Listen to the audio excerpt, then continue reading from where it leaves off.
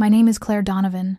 I'm 33 years old, and 3 days before signing a $70 million deal, they erased my name from my own project. The glass walls of the Nimbus boardroom shimmered with morning light, but the air felt like ice. Someone had just said my work belonged to upper management. My fingers tightened around the folder until the paper bent. Evelyn Grant's perfume, expensive and sharp, filled the silence. I wanted to scream. Instead, I smiled. They thought they were taking my victory. But what they didn't know was that deleting me from that deal gave me the only weapon I needed. Before I continue, tell me where you're watching from, and hit like and subscribe if you've ever been betrayed by family, by friends, or by someone who smiled at you while they stole everything you built. Because what happened to me at Nimbus Logistics wasn't just office politics. It was a quiet war, and I was done losing. The first time I ever felt invisible was at 16, standing in the shadow of my older sister's spotlight. My mother used to say she had presence. I had potential. It was her polite way of calling me second place. Maybe that's why I learned to work in silence, because attention never saved anyone. Results did. By the time I was 21, I'd learned how to disappear into my own competence. University of Michigan wasn't an Ivy, but it was mine. I paid half my tuition by shelving books at the campus library and spent the other half of my nights in the computer lab, coding a small logistics prototype with my roommate Julia Rowe. Julia had charisma. I had precision. Together, we were unstoppable, or so I thought. I still remember that winter. Snow caked around our dorm window, the radiator clicking like an old typewriter. We pitched our little software idea to a small freight company in Detroit. They smiled, nodded, and asked for a meeting the next month.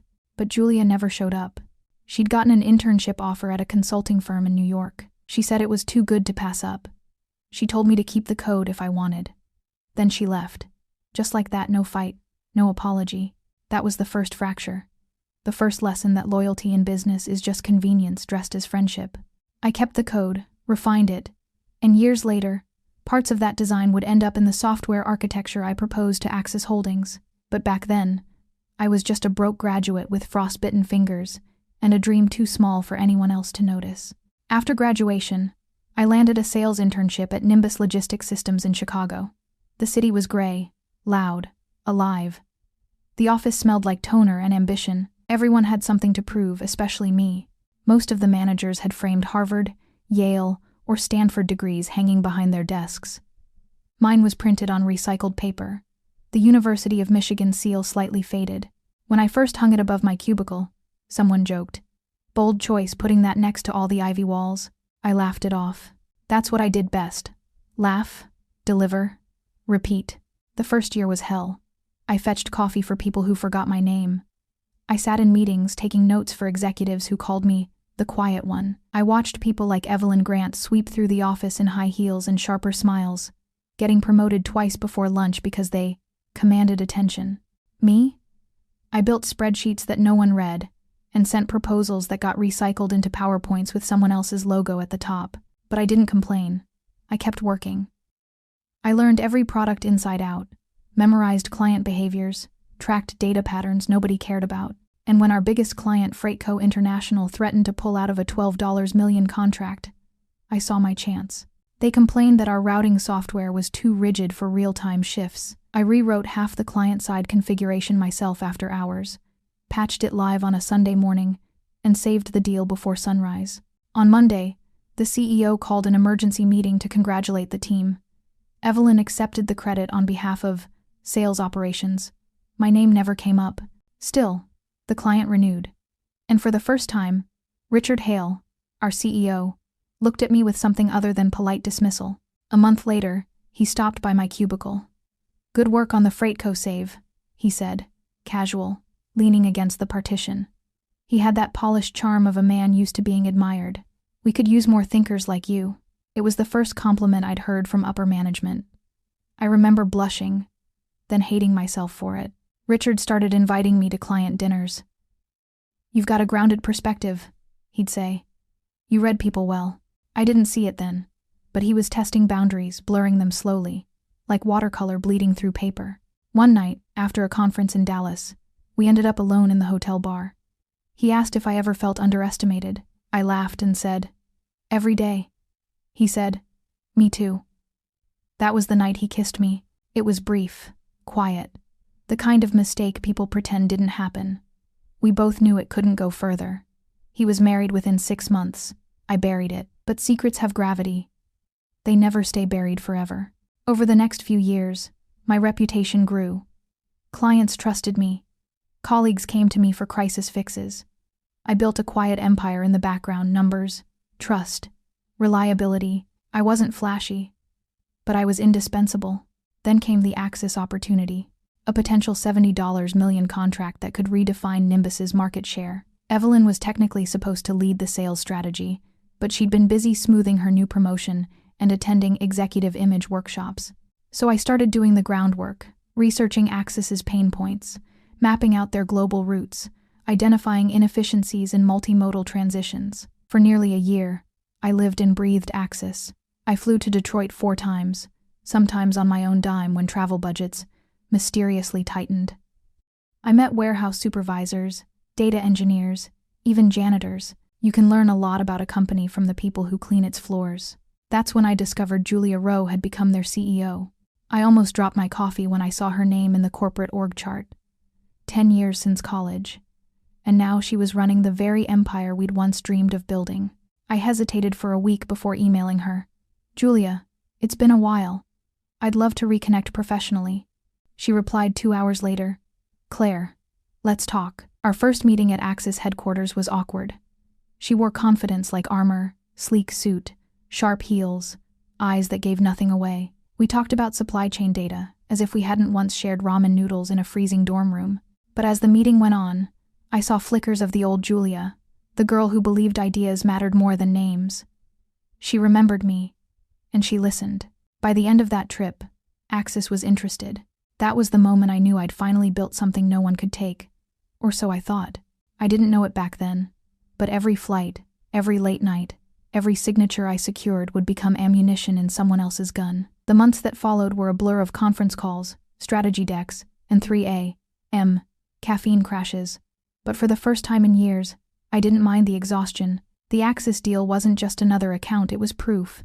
Proof that my quiet kind of competence could beat their boardroom charisma. Nimbus was buzzing with energy. Richard started calling the project Operation Atlas. Evelyn, predictably, began referring to it as our baby. She'd show up to check-ins halfway through, toss in a few vague ideas about relationship building, and vanish before the hard parts began. I didn't care. I'd stopped expecting credit. I just wanted the win. Still, something about the way Evelyn lingered around Richard's office made my stomach twist. The closed doors, the whispered conversations that stopped when I walked by, the sudden influx of personal assistants copying her on every executive email chain. Noah noticed it too. One afternoon, as we sat at our shared cubicle row, he muttered, "You ever feel like we're working in a glass cage? They can see everything we do, but we can't see what's happening above us." I smiled faintly. "That's by design." Noah leaned closer, lowering his voice. "Liam told me something weird. Evelyn and Richard apparently, they've been close. He said he saw them leaving that executive retreat together last weekend." I didn't want to believe it. "Gossip doesn't help anyone, Noah." "Maybe not," he said, "but it explains why she keeps landing on her feet." He wasn't wrong. 2 weeks later, Evelyn announced she'd be taking over final negotiations for the Axis contract to maintain executive consistency. My hands went cold when I read the memo. The project I'd built from scratch had been lifted right out of my reach. I tried to confront her, but she met me with that soft, pitying smile that made people want to punch walls. "Claire," she said, tilting her head, "you've done incredible groundwork, but deals of this size require someone who knows how to manage board-level expectations. I'm sure you understand." Her tone was syrup. Her eyes were knives. I wanted to scream that I'd been managing those expectations for a year, that Julia trusted me, not her, but my throat locked. Instead, I said, "Of course, I'll make sure all materials are ready for you." "Good girl," she said quietly, and turned away. I walked straight to the restroom, locked myself in a stall, and let the silence press down until my pulse slowed. Rage has a sound, it's a hum under your ribs, like fluorescent lights about to burn out. That night, I stayed late, backing up every Axis file, every proposal draft, every email. Not because I planned anything, just instinct. A survival reflex honed over 6 years of corporate betrayals. When I finally left the office, the Chicago streets were empty. The lake wind cut through my coat, as if to remind me, "You're alone in this." Still, Julia's texts gave me hope. She'd message things like, "Your approach makes sense, Claire. Let's finalize next week." Or, "Love the adaptability in your latest draft." Each one felt like a lifeline. Then came the invitation. "Executive presentation this Friday. Bring your A game." I barely slept the night before. I wore my best gray blazer, the one that made me feel like I belonged in those polished rooms. The conference room was bright with morning light when I arrived. Julia was already there, flipping through printouts. Evelyn waltzed in 10 minutes late, smile glued on. "Claire," she said sweetly, "I'll handle the speaking points. You just click through the slides." My jaw tightened. Julia's brow twitched, but she said nothing. The meeting went smoothly, at least on the surface. Evelyn delivered her lines like she'd written them herself, tossing glances at me every time applause rippled around the table. When Julia asked a technical question about the system's predictive algorithms, Evelyn froze. I stepped in smoothly, explaining it in detail. Julia smiled, that small, knowing smile of hers, and the room shifted back into rhythm. Afterward, as we packed up, Julia said to me quietly, "You've built something solid here, Claire. Don't let it slip." Her words carried weight I didn't yet understand. Later that afternoon, Richard called me into his office. "We're impressed, Claire," he said, gesturing for me to sit. "Axis is almost in the bag. Just a few finishing touches, and we'll be there." "I'm glad to hear it," I said cautiously. He steepled his fingers. "Evelyn's going to take point from here on. Optics, board visibility. You'll transition the materials to her and brief her team." Optics. Such a pretty word for erasure. I forced a nod. "Understood." He smiled. "You've done exceptional work. There'll be other opportunities." There wouldn't be. The next days felt like living inside someone else's story.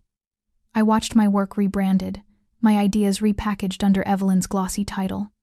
Even my internal reports were forwarded to her inbox. She began CCing the CEO on every message. Subtle theater, framing herself as the linchpin. Noah tried to console me, but I could see fear in his eyes too. No one wanted to cross Evelyn. On Thursday evening, as the city lights blinked on, Olivia from HR appeared at my cubicle. "Claire," she said softly, "we need to meet tomorrow morning. Just some structural updates. 10 a.m., boardroom 2. Her tone was neutral, but her eyes flickered with something like guilt. That night, sleep wouldn't come. I lay awake listening to the hum of my refrigerator, counting the seconds between the compressor clicks. My chest felt hollow, like I was bracing for an impact I couldn't yet name. Friday morning, the sky was the color of steel. I walked into the office to find the air heavier than usual. Noah wasn't at his desk. Evelyn was in Richard's office, door shut. I caught a glimpse of her reflection in the glass, smiling. When I entered boardroom 2, a manila folder sat in front of my chair. Richard's voice was calm. "Claire, thank you for your contributions. Nimbus is restructuring the business development department. Unfortunately, your position has been eliminated." I heard the words but couldn't process them. Olivia avoided my eyes. I asked, "Why now? We're days away from closing Axis." "It's not about Axis," Richard said smoothly. "It's about long-term strategy." He didn't need to finish. Long-term strategy meant make room for Evelyn. I stood up, each movement deliberate. "You'll regret this," I said quietly. Richard sighed, as if disappointed in my tone. "We're offering 3 months severance and a letter of recommendation." "How generous," I replied. "You're firing the woman who built your biggest deal, and you think a letter fixes it." No one answered. I gathered my things, walked out under the sterile buzz of fluorescent lights, and felt something in me shift. It wasn't despair. It was clarity, because I realized then I still had something they didn't know existed. A complete copy of every negotiation, every strategy note, every client email, my fingerprint on every page of the Axis deal. They thought they'd buried me, but I was already digging my way out. When you get fired from a place that never really saw you, there's an odd kind of silence afterward. It's not relief, not grief, just static. Like the moment between lightning and thunder. That weekend, I packed my apartment into neat boxes, labeled with color-coded tape. My badge, my laptop, my carefully folded Nimbus blazer, all of it went into one black trash bag. It sagged on the floor like a body. Noah came over that evening with cheap takeout and a look that screamed guilt. "They're already spinning it," he said, dropping onto my couch, telling everyone you violated confidentiality. Something about misuse of proprietary data. I froze, chopsticks halfway to my mouth. There what? Olivia sent an internal memo. Said HR found irregularities in your Access files. They're framing it like they had no choice. I let out a sharp laugh that startled both of us. Irregularities? I built that system.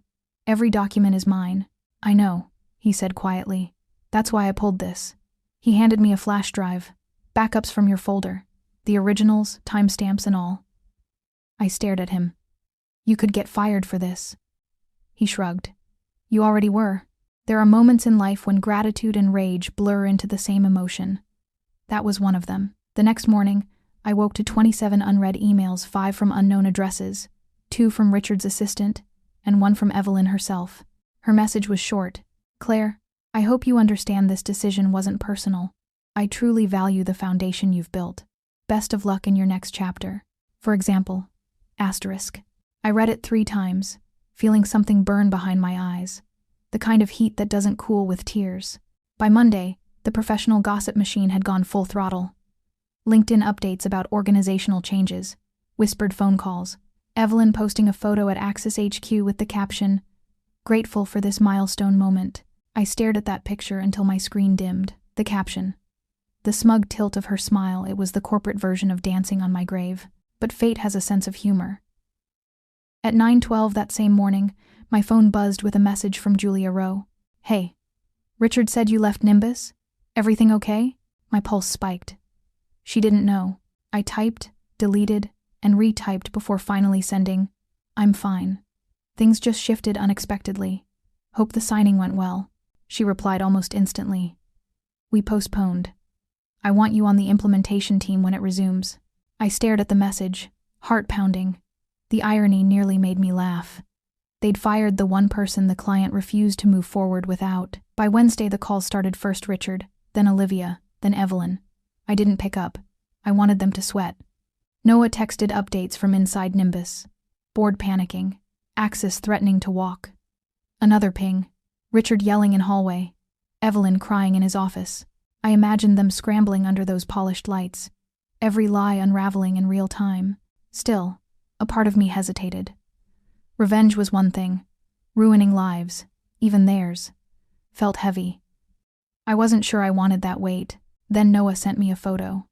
A screenshot of a deleted HR document. At the top, subject, termination justification, draft 2. Underneath, per directive from VP Grant, reframe as ethical breach, ensure record sealed post-approval. My hand trembled around the phone. They hadn't just lied about me. They'd erased me on paper. That was the moment something inside me hardened. I wasn't going to destroy them out of anger. I was going to dismantle them piece by piece, the way they dismantled me, politely, strategically, with a smile. That night, I opened my laptop and started mapping everything. Timelines, files, proof of authorship. I color-coded it like I used to color-code projects. Blue for truth, red for lies, yellow for leverage. The plan was still forming, but one thing was certain. Evelyn Grant had picked the wrong woman to bury. 3 days after I started organizing the evidence, the first crack appeared in Nimbus's perfect glass tower. Noah called me from a stairwell, his voice low but trembling with adrenaline. Claire, you won't believe this. Liam just told me the board's demanding an internal audit. Apparently Access sent an email asking for confirmation that you would oversee implementation. Evelyn tried to spin it, but Julia attached screenshots of every thread with your name on it. I closed my eyes. So she finally realized who actually built the system. Not just that, Noah said. Liam found out Evelyn's been meeting with Richard off-hours, personal meetings, hotel invoices billed as client strategy sessions.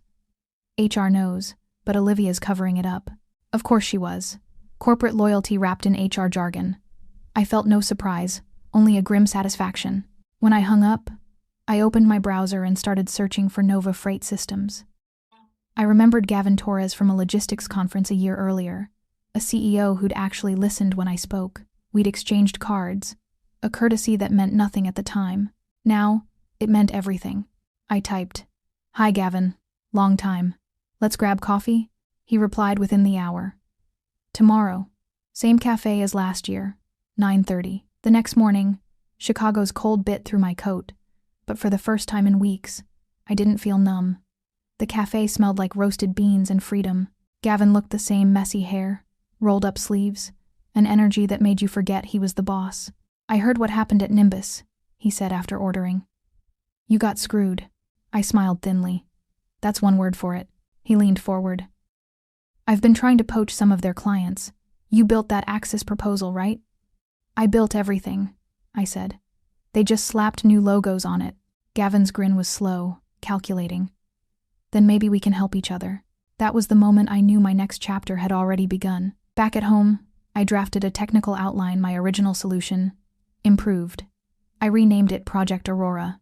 It was cleaner, faster, designed to fix the flaws Evelyn never understood. Meanwhile, the Nimbus drama kept escalating. Noah texted updates almost daily. Evelyn's panicking. Richard canceled 2 meetings, board lawyers sniffing around. Then came the bombshell. Late one evening, my phone buzzed with a new message from an unknown number. It was a single photo, a scanned HR memo signed by Olivia Carter. Subject: Termination Review. Confidential. Notes: Evidence adjusted per VP Grant's directive. File archived post-review. Asterisk. Attached was a timestamp, dated the night before I was fired. Whoever sent it didn't include a name. Just a note. Thought you should see the truth. I didn't have to guess it was Liam, the quiet finance guy who'd always kept his head down. I texted Noah. Tell Liam thank you. He replied, he doesn't want credit. He just wants them gone. That night, I couldn't sleep. Every hum of the fridge, every flick of the streetlight outside my window, reminded me of how close I'd come to losing everything. I opened my laptop, looked at the folder labeled proof, and smiled for the first time in weeks. Because I wasn't the only one who wanted justice. By Friday, Nimbus was bleeding credibility.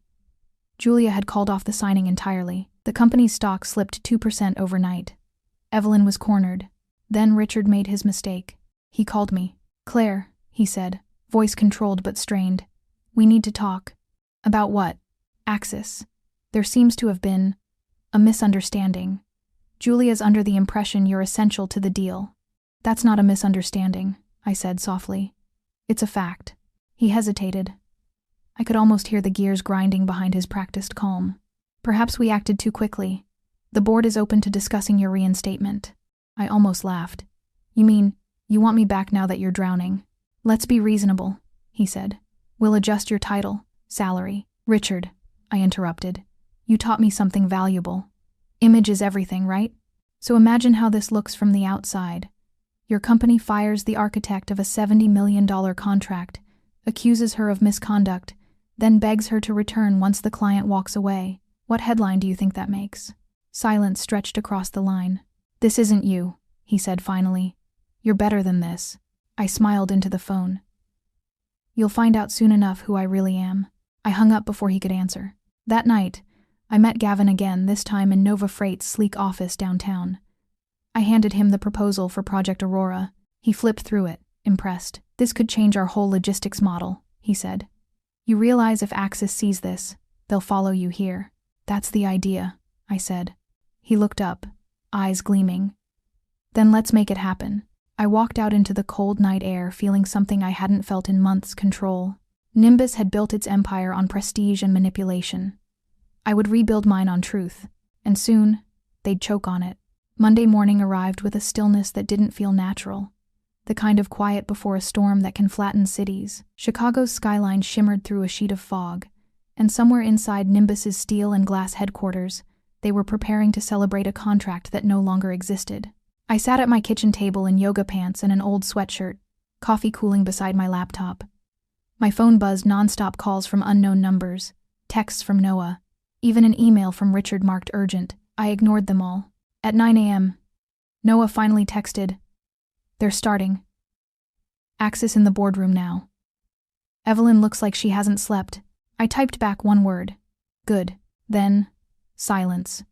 For 10 whole minutes, I pictured the scene vividly: the boardroom's gleaming mahogany table, the glass walls that used to make me feel small, the projector humming softly as Evelyn rehearsed lines she barely understood. Then my phone rang. Noah again. His whisper was breathless. "It's happening," he said. "Julia just walked in." Richard introduced her, thanked her for coming. She didn't even sit down. First thing out of her mouth was, "Where's Claire Donovan?" I leaned back, closing my eyes, letting the words wash over me. "She's not here," Richard said, fumbling. "Claire's moved on from Nimbus, but our team—" Julia cut him off, her voice sharp, cold. "Then the deal is off." The silence that followed was thick enough to touch. Noah kept talking fast, as if afraid he'd lose the moment. Evelyn tried to smooth it over, said you left on good terms. Julia didn't even blink. She pulled out her phone, opened an email, and read it aloud. Nimbus was only considered because of Claire Donovan's trust and integrity. Without her oversight, Axis cannot proceed. I smiled. She actually wrote that? Word for word. Richard's face went gray. Olivia slipped out of the room, Evelyn stammering something about continuity and rebranding. Julia just told them Axis will be exploring partnerships elsewhere. A sound escaped me, half laugh, half exhale. It wasn't joy, it was justice. Noah's voice softened. "Claire, it's chaos here. Richard's trying to call you again. You're trending on LinkedIn, by the way. People are posting about corporate ethics. You're basically a symbol now." I didn't respond. I was too busy watching the morning light crawl across my coffee mug. 5 minutes later, Richard's name appeared on my screen again. Against my better judgment, I answered. "Claire," he began, his voice taut with forced calm. "We need to discuss this situation before it escalates further." "It already has," I said. "Julia's overreacting. We can fix this if we present a united front. Come in this afternoon. We'll announce your reinstatement." "Reinstatement?" I laughed softly. "You called it restructuring. You accused me of an ethical breach." "That was a miscommunication," he said quickly. "Evelyn, don't you dare blame this on her," I interrupted. "You signed the termination notice." He fell silent. I could hear his breathing, the hum of office air vents behind him. "Finally," he said. "What would it take for you to come back? Title, salary, bonus, name it." For a moment, I almost pitied him. Almost. "It's not about money," I said. "You took everything I built and pretended it was yours. Now you're losing it, and you expect me to save you?" "No, Richard. You can keep your titles. I'm keeping my integrity. Claire, goodbye," I said, and hung up. The phone rang again immediately, but I let it buzz until it stopped. Then, another vibration, a text from Gavin at Nova Freight. "Axis wants a meeting." They reached out directly. "You in?" My fingers shook slightly as I typed back. "Always." That afternoon, I stood in the lobby of Nova Freight, watching sunlight pour through the tall windows. The space was open, full of chatter and real energy, not the suffocating politeness of Nimbus. Gavin walked over with 2 coffees, and that easy grin of his. "Ready?" he asked. "More than ever." We walked into the meeting room where Julia was waiting, poised but smiling. Her eyes met mine, and something wordless passed between us. Closure, maybe forgiveness. She extended her hand. "I was wondering when you'd make your move." "I took my time," I said, shaking it. "Good," she replied. "You'll need it." We're ready to talk about moving the Axis project to Nova. The next 2 hours felt surreal. We went through every line item, every technical integration, every legal clause. Julia wanted precision, not performance. That was my language. When it was done, she leaned back. "You understand? This isn't just about technology. It's about trust. Nimbus forgot that. Don't make the same mistake." "I won't," I said. Gavin looked at me as if realizing in real time what he'd just gained. Not just a client, but a force. After the meeting, I stepped outside. The wind was sharp but clean. The city lights were flickering on, reflected in the glass buildings across the river. My phone buzzed again. "Noah, one last time." "They're done," he said simply. "Stocks tanking. Axis officially withdrew." Evelyn's locked herself in her office. Richard called an emergency board session. "You did it." "No," I said quietly, watching the water ripple below the bridge. "They did it to themselves." I slipped my phone into my pocket and kept walking. Each step felt lighter, each breath easier. For the first time in years, I wasn't running from something. I was walking toward it. 3 nights after the Axis meeting, I sat alone in my apartment surrounded by moving boxes. My Nimbus ID badge lay face down on the table beside my laptop, a relic of another life. Outside, the city hummed under a soft drizzle. I opened a new folder on my desktop and named it Aurora Phase 2. Inside it, I placed 3 files: Axis, Final, Proposal, PDF, the version Julia had approved. Nimbus, Evidence, zip all the internal emails, HR memos, and time-stamped backups Noah and Liam had helped recover. Anonymous, tip, TXT, a short factual statement outlining how Nimbus executives falsified documents to discredit an employee. I didn't need to exaggerate anything. The truth was sharp enough to cut glass. When I hit send, the email went to one address: Ben Willis, tech reporter at Business Insider. Subject line: a story about what happens when image outranks integrity. I sat back, listening to the rain tap against my window. Somewhere downtown, Richard was probably still trying to draft a press release. Evelyn would be crafting her next apology. Olivia erasing her fingerprints from the HR system. They thought I was done with them. But revenge doesn't always look like blood or fire. Sometimes, it's just exposure light flooding a dark room until every secret has nowhere left to hide. Before shutting down my laptop, I wrote one last line in my journal. They took my career. I took their illusion. My phone buzzed. A new message from Gavin. Board approved your offer. We start Monday. Congratulations, Director. I smiled. Director for now.